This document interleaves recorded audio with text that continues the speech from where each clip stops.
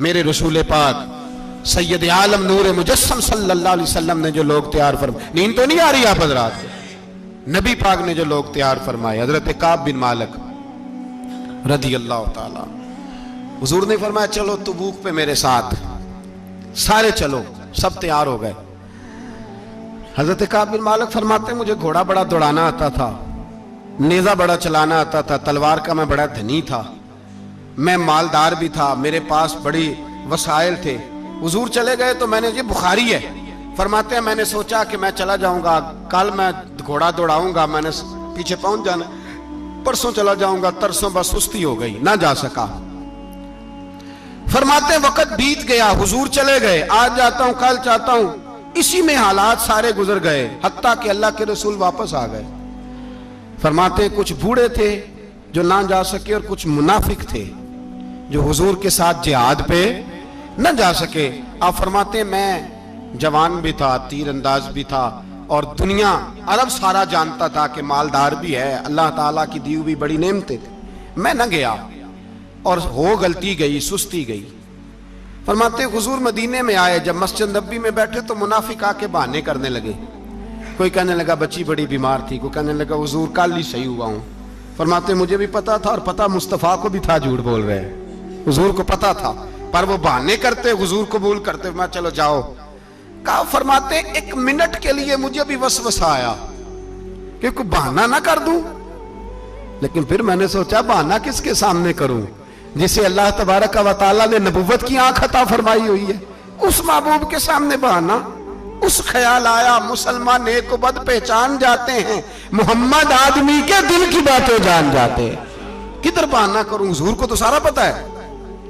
फरमाते में गया, हुजूर ने पूछा क्यों नहीं आए, और पूछा भी मुस्कुरा के, क्यों नहीं आया, मुस्कुरा के पूछा। फरमाते मैंने सच सच बोला, मैंने कहा या रसूल अल्लाह सुस्ती हो गई, हुजूर गलती हो गई। जो बहाने लगा रहे थे उनको आजादी मिल गई, और मकतब इश्क का दस्तूर निराला देखा, उसको छुट्टी न मिली जिसने सबक याद किया। फरमाते हैं उनको छुट्टी मिल गई, मैंने कहा हुजूर गलती हो गई, तो नबी पाक ने फरमाया इससे कोई बंदा कलाम ना करे, खबरदार मेरे साथ भी गुफ्तगू ना करना। हजरत काब बिन मालिक फरमाते हैं मेरा चचाजाद भाई, खालाजाद भाई सारे रहते थे, मैं किसी को सलाम लेता तो कोई जवाब भी नहीं देता था। फरमाते हैं मैं मस्जिद में नमाज पढ़ने आता, पर सहाबा किराम को हुजूर ने मना कर दिया तो मदीने की गलियां भी नाआशना हो गई। फरमाते मुझे यूं लगता था कि मदीने के दरो दीवार भी मुझसे कलाम नहीं करते, मैं वहां दुआ मंगया करो संगियो किते मुर्शद ना रुस जावे, ए जिन्हां दे पीर रुस जांदे ओ जिउंदे ही मरे रहंदे। कहा इस तरह लगा कि जैसे हालात बिगड़ गए सारे मेरे हक में। आप फरमाते मैं मस्जिद में आके बैठता तो जब मुझे पता था, मैं जब आंखें उधर करता तो हुजूर मुझे देखते, और जब मैं नबी पाक को देखता तो हुजूर चेहरा फेर लेते। बोल पड़े ख्वाजा गुलाम फरीद साहब, कहने लगे मैं वेखा तो मेरा यार ना वेखे, जे मैं ना वेखा तो वेखे, एडे नसीब किथों ततड़ी दे ओ मेरे विच वेखन दे वेखे। गुलाम फरीदा ओ बुए यार दे मरिए, भावें वेखे या ना वेखे। आप फरमाते मैं सैयद आलम सल्लल्लाहु अलैहि वसल्लम को देखता तो हुजूर रुख अनवर फेर लेते। हजरत काब बिन मालिक रदी अल्लाह ताला अन्हु फरमाते हैं कि हुजूर का हुक्म आया कि बीवी को अलहदा कर दो। बार पहले कोई नहीं बात करता, अब कहा बीवी को अलहदा कर दो, तो मैंने कहा हुजूर तलाक दे दूं, फरमाया नहीं मेके भेज दो, तलाक नहीं देनी। फरमाते हैं बाल बच्चा भी चला गया, ना घर में कोई ना बाहर कोई, तने तन्हा। आप फरमाते हैं जमाना जानता था, अरब के सूबों में बात फैल गई कि काब बिन मालिक जैसा सरदार, मालदार, घुड़सवार, तीरंदाज, नेजाबाज, इतना बड़ा सियाना संजीदा आदमी जुदा कर दिया नबी पाक ने। फरमाते हैं गुस्सान के ईसाई बादशाह ने मुझे खत लिखा। हजरत काब फरमाते हैं बड़ी आजमाइश थी, पर यह मुसीबत सबसे बड़ी थी। गुस्सान के ईसाई बादशाह ने खत लिखा, उसका आदमी मुझे ढूंढता फिरता मदीने में, मैं मिला तो खत उसने मुझे दिया। खत में यह नहीं लिखा था कि काफिर हो जाओ माअज़ल्लाह, यह नहीं लिखा था ईसाई हो जाओ। उसने खत में लिखा कि काब हमने सुना है तुम्हारे नबी ने तुम्हें छोड़ दिया, नाराज हो गए, तुम तो इस काबिल थे कि सूबे के गवर्नर बनाए जाते। तुम तो बड़े ओहदे के काबिल थे, तुम्हारी तो शोहरत है सारे इलाकों में, तुम आ जाओ हमारे पास, हम तुम्हें बहुत बड़ा ओहदा दे देंगे। हजरत काब बिन मालिक फरमाते हैं, अब मेरी चीखें निकली, अब मैं तड़प के रोया। मैंने वो उसका खत पकड़ा और जलते हुए तनूर में डाला और मस्जिद नबी में सर सजदे में रख के मैंने कहा, अल्लाह मेरा ईमान इतना ही मशकूक हो गया है कि काफिर कहते हैं मैं उनके साथ मिल जाऊंगा। ऐ अल्लाह मेरा ईमान इतना मशकूक, काफिर समझने लगे हैं कि मैं मुसलमानों को छोड़ के उनसे इत्तेहाद करूंगा। यहां लोग कहते हैं हमने प्रेशर के लिए उनको साथ मिलाया, हमने प्रेशर के लिए काफिर से समझौता करोगे, अपने भाई पर जुल्म करने के लिए बेईमानों के साथ दोस्ती करोगे। हजरत काब बिन मालिक फरमाते मैंने तंदूर में डाला, मैं तड़प के रोया। मैंने कहा अल्लाह मेरा इतना इम्तिहान ना ले कि काफिर सोचने लगे कि मैं उससे समझौता करूंगा। ऐ अल्लाह मेहरबानी फरमा, इतना इम्तिहान ना ले। रोते रोते घर गया, सहरी तक रोता रहा। एक आदमी दौड़ा आया, कहने लगा काब जल्दी चल, हजरत जिब्रील आ गए हैं, अल्लाह ने तेरी तौबा कबूल फरमा ली है, रसूल पाक ने तुझे याद फरमाया है, चल आ जा। हजरत काब बिन मालिक फरमाते मैं कदमों में गिरा और मैंने कहा महबूबा मेरा सारा ही माल ले ले, हुजूर मेरी सारी सलाहियतें ले ले, रख ले सारा कुछ, मुझे वो माल नहीं चाहिए जो आपके दरवाजे से दूर कर दे। हुजूर वो दौलतें मेरे किस काम की जो आपके दरवाजे से दूर कर दे। बेनूर बेचराग जो महफिल हो फूंक दो, आजम बला से अपनी वो हस्ती ही क्यों ना हो, जो चीज उसकी राह में हायल हो फूंक दो। हजरत काब बिन मालिक रदी अल्लाह ताला अन्हु ने एक मिनट के लिए भी काफिर से समझौता करना पसंद ना किया। जब तो अल्लाह ने तौबा हजरत जिब्रील के जरिए नाज़िल फरमाई। मेरे भाई यहाँ मिनट मिनट पे समझौता है, मिनट मिनट पे बड़ा रौला डालते हम, बड़ा शोर है चाइना की दोस्ती, चाइना की दोस्ती। चाइना जैसे कहे बर्मा की हुकूमत वैसे करती है, इसका असर और रसूख है उनका। आपने क्यों नहीं उनसे कहा कि उनको मना करें? मैं चाइना की बात नहीं छेड़ना चाहता, वरना मैं उस पर भी कुछ बातें अर्ज करूं कि वो जो आपके उन साथ उनकी दोस्ती है उसका पस मंजर क्या है। ये तो चाइना में बसने वालों से पूछो ना, जहां मस्जिद बनाना बड़ा मुश्किल है, जहां नमाज पढ़ना रोजा रखना बड़ा मुश्किल है। काहे की दोस्ती, किस तरह की दोस्ती? कुरान मजीद ने बयान कर दिया, काफिर तुमसे राजी नहीं हो सकता हत्ता तत्तबिया मिल्लतहुम, जब तक तुम उनके दीन की पैरवी ना करो। उतनी देर काफिर राजी हो सकता तो मुसलमान कैसे राजी हो जाता है?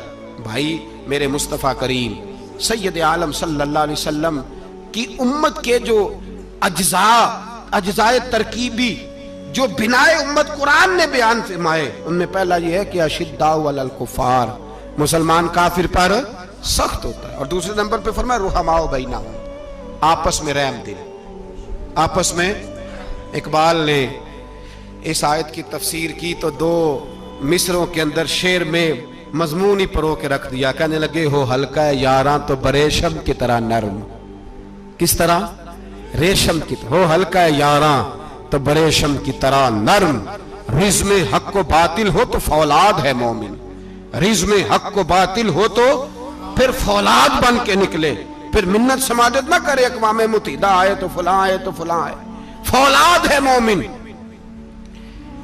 एक वो मंजर था, हजरत उमर ने जब अपने सगे मामू को लताड़ा, जनाब अबू उबादा बिन जर्राह ने बाप को कत्ल किया, मुसअब इब्न उमैर ने भाई को कत्ल किया। एक वो मंजर था। एक वो मंजर था जब मुसलमान मक्के से मदीने आए, मदीना तैयबा पहुंचे तो मुस्तफा करीम ने फरमाया ये तुम्हारे भाई हैं, बस बात खत्म हो गई। ये तुम्हारे, भाई इतनी सी बात है, ये तुम्हारे, इससे ज्यादा नहीं।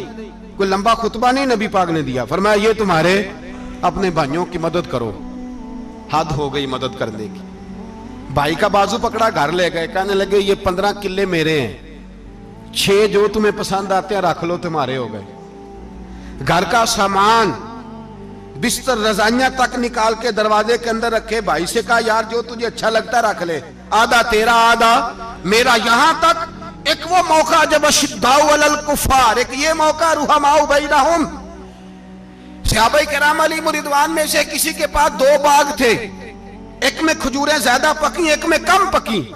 जब वो अपने भाई को देने लगा तो उसने कहा तुझे रसूलुल्लाह ने मेरा भाई बनाया है, तुझे वो वाला बाग दूंगा जिसकी खजूरें ज्यादा पकी हुई है, वो वाला बाग दूंगा, खजूरें ज्यादा पकी हुई। और यार तारीख आलम ने ये नजारा नहीं देखा कि वहां से एक शख्स आया, गरीब है, रिश्ता नहीं मिलता। यहां एक शख्स ने क्या किया, उसको अपने अपने खानदान से, अपने घर से रिश्ता भी दिया। कब भाई है, इसको यहां बसाना है, रखना है, लाना है।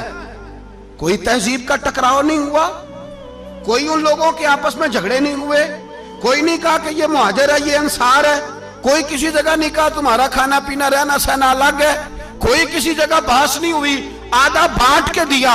और फिर भाईचारे का हाल ये था कि तबूक के बाद जब बड़ा माल आया ना मुसलमानों के पास, ढेर लग गए, बैरीन से माल आया तो ढेरों लग गए। तो रसूल पाक सल्लल्लाहु अलैहि वसल्लम ने अंसारे मदीना को बुलाया, मदीने वालों को, फरमाया तुमने बड़ा एहसार किया था अपने भाइयों पर, तुमने अपनी आधी आधी जायदादें दे दी थी, तुमने रुहमाओ बैनहुम का पूरा मुजाहिरा अमलन करके दिखाया था।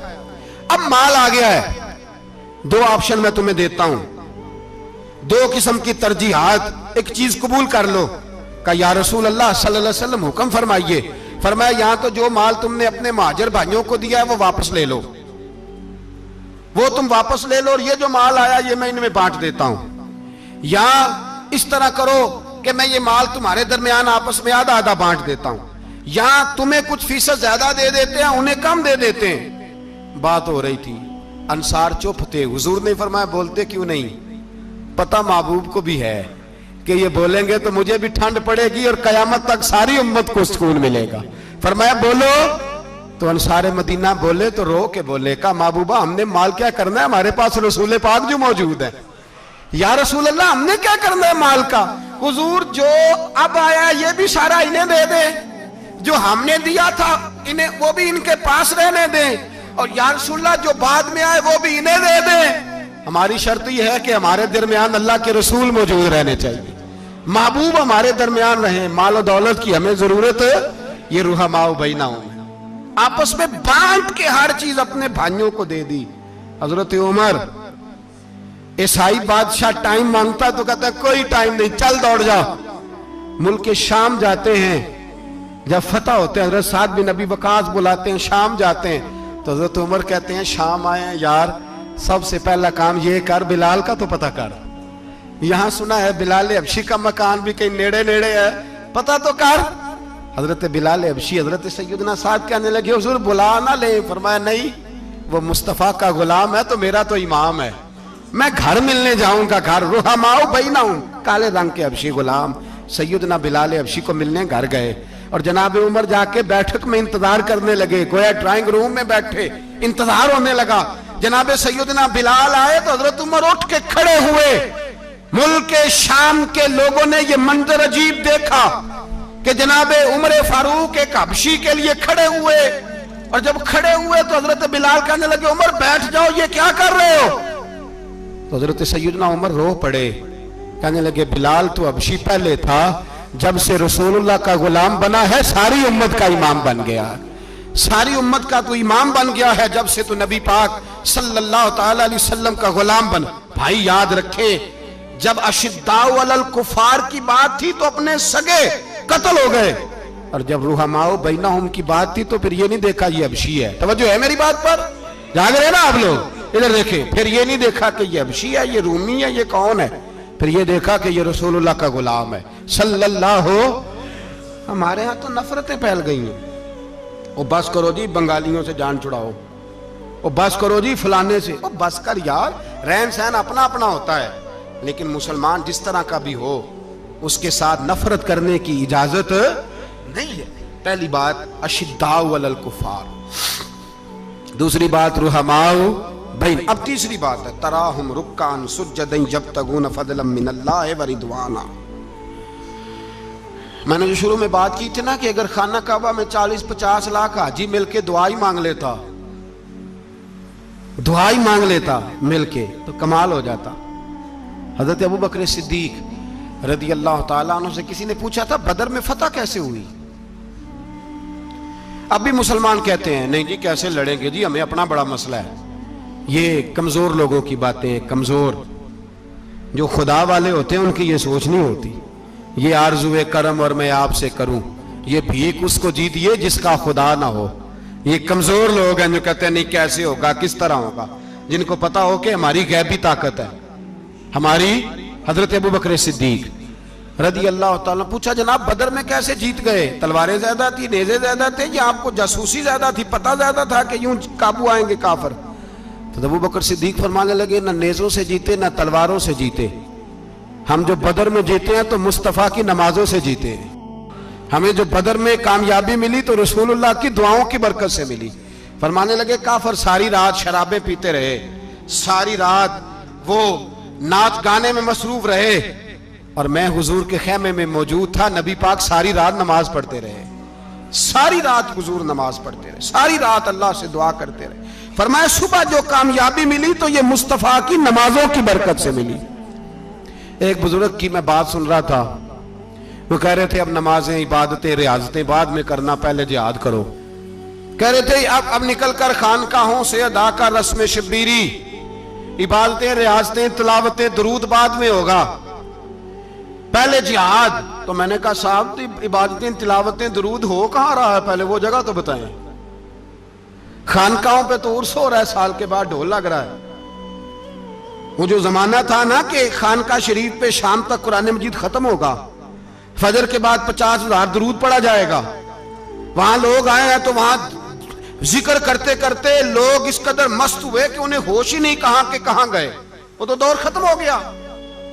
अब कहां है खानका में? अब तो नजर नियाज रह गई, खत्म शरीफ रह गया, उर्स पाक रह गया, बाकी तो मामला खत्म है। वो कहां गया मामला सारा? भाई दुआएं इल्तजाएं। शहाबुद्दीन गौरी से पूछा जनाब फतह कैसे हुई? कहने लगे ख्वाजा मोइनुद्दीन अजमेरी की दुआओं की बरकत से। फरमाते हैं बाबा दुआ मांगता था, हम जिहाद करते थे, अल्लाह कामयाबी दे देता था। भाई वो इबादत, वो रियाजत, वो मुसलमान जो रात को अपने रब को मना लिया करता था, वो अपनी इबादत के जोर पर अल्लाह तबारक व तआला की बारगाह में आहो जारी। हुजूर ने फरमाया अद्दुआ सलाहुल मोमिन, दुआ मोमिन का हथियार है। दुआ मोमिन का, बोल के बताना है, दुआ मोमिन का। फरमाया मोमिन ये हथियार चला सकता है, ये हथियार काफिर के पास मौजूद है। हजरत ज़ैद बिन हारसा रदी अल्लाह ताला अन्हु को ना पकड़ के कुछ काफिर उनको पकड़ के ले गए तो एक दरख्त के साथ बांध लिया। कहने लगे तुम्हें कत्ल करेंगे, हुजूर के सहाबी हैं रदी अल्लाह ताला। जब काफिर आपको कत्ल करने लगा ना तो उन्होंने दरख्त के साथ अच्छी तरीके से टांगे बांध ली, हाथ बांध लिए, गर्दन बांध ली। कहने लगा बुला अपने रब को। तो हजरत ज़ैद रदी अल्लाह ताला अन्हु फरमाने लगे मैं तो शहीद होने को तैयार था, लेकिन तूने आजमाने का प्रोग्राम बनाया तो ठीक है, मैं फिर बुलाने लगा हूं अपने रब की मदद को। ऐ अल्लाह मदद फरमा। उसने उतनी देर में तलवार नियाम से निकाल ली। ऐ अल्लाह मदद फरमा। उसने जब तक दोनों हाथों में तलवार सौंप ली, ऐ अल्लाह मदद फरमा। जब तीसरी बार आपने ये कहा तो उसने तलवार उठाई, कहा अल्लाह मदद फरमा। हजरत ज़ैद रदी अल्लाह ताला अन्हु कहते हैं जब चौथी बार मेरी जुबान से लफ्ज निकले, काफिर के हाथ में तलवार थी पर गर्दन भी उसकी कट के नीचे गिर गई, कि गर्दन कट के उसी वक्त नीचे गिरी। मुझे किसी ने खोला, ना मारने वाला नजर आया, ना गर्दन काटने वाला नजर आया, ना मुझे खोलने वाला। तो मैंने कहा आने वाले तू बता तो सही तू कौन है? तो कहने लगे मैं जिब्रील अमीन हूं, मैं जिब्रील अमीन हूं, मैं जिब्रील, मुझे दुश्मनों ना छेड़ो, मेरा है कोई जहां में, मुझे दुश्मनों न छेड़ो, मेरा है कोई जहां में, मैं अभी पुकार लूंगा, नहीं दूर है मदीना। कहा जब तूने, हजरत जिब्रील कहने लगे जब तूने पहली दफा कहा ना अल्लाह मदद फरमा, तो मैं सिदरतुल मुंतहा पे था, मुझे हुक्म हुआ जिब्रील देर ना करना। फरमाते हैं जब दूसरी दफा तूने कहा ना अल्लाह मदद फरमा तो मैं 7वें आसमान पे था, और जब तीसरी दफा कहा मदद फरमा तो मैं पहले आसमान पे था, और फरमाया जब तूने कहा चौथी दफा अल्लाह मदद फरमा तो मैं तेरे सराहने खड़ा था, मैं तेरे सराहने। तो भाई अब तो इज्तिमाई दुआ भी नहीं रही हमारी, अब तो ये वाला सौता भी। अकबर अल आबादी ने कहा था मुसीबत में भी अब याद खुदा हमको नहीं आती, दुआ मुंह से ना निकली जेबों से अर्जियां निकली। अब भी हम कहते हैं करेंगे बात, सफीर को बुलाएंगे, हमने कहा है उसको, तो मान जाएगा वो आपकी बात? वो बच्चे काट रहा है तो उसको घर बुला रहा है। अभी तक एक इतना सा स्टैंड कि उनका जो दफ्तर है सिफारत खाना वो बंद कर दिया जाए, इतनी भी तौफीक नहीं हुई। कहते हैं ठीक है शोर शुरू हो रहा है, बस चुप कर देंगे सारे। खुदारा ख्वाबे गफलत से उठो, बेदारी हासिल करो। और कुछ नहीं हो सकता तो खोल के दुआ तो मांगो उनके लिए दुआ तो मांगो। अल्लाह बड़ा करीम है, वो जब मदद करने पे आता है तो फिर बड़े बड़े काफिरों के मुकाबले में अपने बंदों की मदद फरमाता है। और मैं ये पैगाम देना चाहता हूं आलमे कुफर को भी, याद रखें रब करीम जब मदद करने पे आए तो अकेले हजरत इब्राहीम और एक तरफ पूरी मिल्लत हो तो अल्लाह अपने खलील को बचा लिया करता है। रब करीम की रहमत कामिला जब फैसला कर लेती है तो फिर नमरूद जैसे सुपर पावर ताकत को रब करीम मच्छर से मरवा दिया करता है। अल्लाह तबारक व तआला, ये तो मुसलमान का दुआ वाला सौता ही, वो निकलकर खानकाहों से अदा कर रस्म शबीरी, ये तो तब होगा जब खानकाह के अंदर कोई जिक्र फिक्र इबादत हो रही हो। और जब वहां हाल ही कोई नहीं, वहां तो रक्सो सुरूर है, वहां तो बात झूठी तारीफें हैं, हर आदमी ने एक बंदा साथ रखा हुआ है तारीफें करने कराने वाला, तो मामला ही और हो गया है।